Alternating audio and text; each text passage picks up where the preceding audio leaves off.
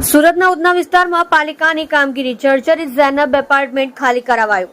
પાલિકા દ્વારા પાણી કાપ તેમજ ડ્રેનેજ કનેક્શન કાપી નાખ્યું હતું. ડીજીવીસીએલ દ્વારા વીજ કનેક્શન કાપી નાખ્યું.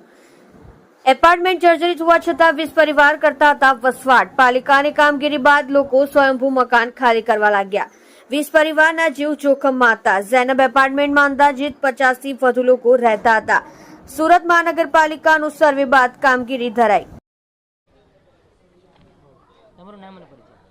મારું નામ છે મોહમ્મદ તસ્લીમ નાગોરી. હું અહીંયા અંબર કોલોની હરિનગર 1માં રહું છું. અહીંયા બાજુમાં આવ્યા જેનબ એપાર્ટમેન્ટની બાજુમાં. જેનબ એપાર્ટમેન્ટ જર્જરિત હતો, પાલિકા દ્વારા નોટિસ આપવામાં આવી, જેમ છતાં ખાલી થતો નહોતો. પાલિકાએ કડક વલણ અપનાવ્યું.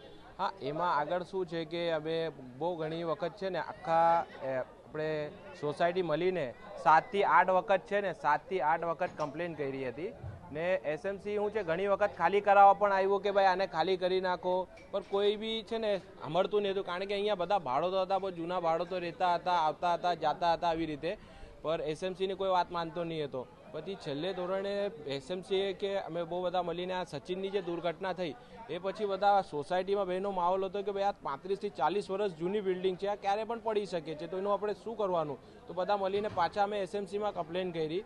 એસએમસીને કમ્પ્લેન કરી તો બીજા દિવસે એસએમસી અહીંયા આવ્યું, બરાબર. એસએમસી આવીને એને તાત્કાલિક ધોરણ ડ્રેનેજ લાઇન કાપી, એને લાઇટ લાઇનની લાઇટ કાપ્યો, એનો પાણીનો કનેક્શન કાપ્યો ને એ લોકોને બધાને કીધું કે ભાઈ તમારે આને ખાલી કરવું પડશે, આ તમારો જીવનો જોખમ છે, અહીંયા તમે રહેશો તો મરી જશો.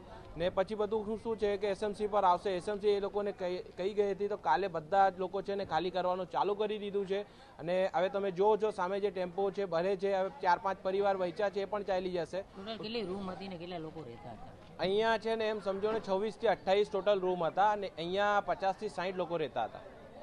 ને 50 થી 60 લોકોને અમે ઘણી વખત રિક્વેસ્ટ પણ કરી કે ભાઈ આ ખાલી કરી દો, કારણ કે અહીંયા આવવા જવામાં અમને તકલીફ થાય છે. ક્યારે પણ છે તમે જોવો છો બિલ્ડિંગની કેવી હાલત છે. અહીંયાથી છે ને બધા મોટા મોટા કોન્ક્રીટના ટુકડાઓ ક્યારે પણ પડે છે, માણસો બચી જાય છે. એ તો ઉપરવાળાનું એક કરમ છે કે કોઈ બી દિવસ કોઈ હાદસો નહીં થયો. બાકી ઘણી વખતે છે ને મોટા મોટા ટુકડાઓ પડ્યા છે એના પરથી. મકાન માલિક ક્યાં રહે છે? મકાન માલિક એનો મૂળ મકાન માલિક જે છે ને એ બોમ્બે રહે છે. અને ઘણા વખત અમે છે ને કોન્ટેક્ટ કરવાનું બહુ વખત કોશિશ કરી, પણ કોઈ જાતનો એને જોડે કોન્ટેક્ટ નથી થયો. એને જે સલીમભાઈ કુરેશી છે એ આ બિલ્ડિંગ સંભાળતો હતો, એને બી ઘણી વખત કીધું, પણ એ લાઈને ભાડો હતો એને અંદર ભરતો હતો, ખાલી નહીં કરાવતો હતો. પછી કાલે એસએમસી આવ્યું, અમે એસએમસીનો ખૂબ આભાર વ્યક્ત કરીએ છીએ કે એને આવીને એને એક્શન લીધો તો આ કામ થયું છે. હવે અમે એસએમસીથી અમારી આ જ રિક્વેસ્ટ છે આખી સોસાયટીની કે એસએમસી ગમે તેમ રીતે એને અહીંયા ખાલી થઈ જાય તો જે લોકોની બિલ્ડિંગ છે, આ જે બિલ્ડર છે એનું ને અહીંયા જે સલીમભાઈ છે, જે અહીંયા ફ્લેટ હોલ્ડરો બી છે અમુક, તો એ બધા પાસે તાત્કાલિક ધોરણ પર એને તોડી પાડે. એસએમસી કઈ રીતની એક્શન લીધી? એસએમસી જે એક્શન લીધી હતી, એસએમસીની આખી ટીમ આવેલી હતી. એસએમસી બધાને સમજાવ્યું કે આને તમારે આજે જ ખાલી કરવું પડશે.